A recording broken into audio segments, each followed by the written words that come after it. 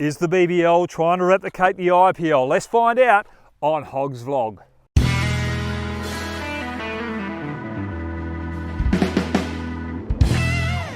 The BBL is trying to replicate the IPL in so many ways. It's expanded its competition over the last couple of years so that each team plays itself twice. So it goes over a 2-month period, exactly like the IPL. But the only problem with that is the BBL don't have the talent in its stocks to produce such a tournament.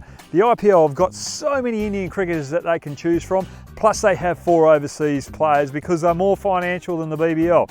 Whereas we've only got 6 first-class teams that we can choose our local stocks from, and we can only have 2 overseas players because we're not financial. We also have the razzmatazz. The IPL have those little dancing girls, but they don't have too much more activity on the sidelines, whereas the BBL, they really are better than the IPL in the off-field entertainment. But at the end of the day, it's all about the cricket. The BBL, you can tell that they're in a lot of trouble now because they don't get the crowds of what the IPL does. There's 1 billion people in India, plus all the expats around the world, they're glued to the TV. So they have got a huge audience. Whereas the BBL, there's only 25 million people in Australia and there's not too many expats around the world, and we don't get the viewership for India to boost up that viewership stakes like the IPL has. So we do get a bit of an audience from England, but at the end of the day, it's the Australian product and we don't have enough Australians watching it. So the BBL is well behind the IPL in so many ways and it can't compete. So it's got to revamp itself for its own audience. So what's it doing? It's trying to bring in a few little concepts. Firstly, it looked at split innings. That's 4 innings per match. Why would you do that? More breaks, the audiences don't want that and it will really kill the game. So they scrapped that straight away. Good move from the powers to be. The second move, I like this one, split the power plays up. Have a bowling power play and a batting power play. They want to go 3 and 3.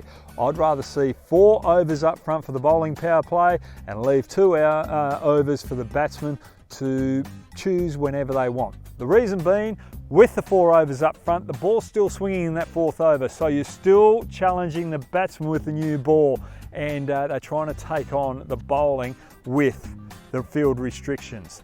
But if the bowling team get on top of the batting team early with some wickets, the batting team can really fight their way back in, be a little bit more conservative, get a partnership going, and then use 2 overs later with those field restrictions in play to take on the bowling attack. So I like the split power play. Now, the last concept they want to bring in is a free hit for wides. Now, I really don't like this because umpires have their own discretion. Each individual umpire has its own discretion of a wide call. So there's no consistency there for the bowler to really attack those fine lines to put the pressure on the batsman.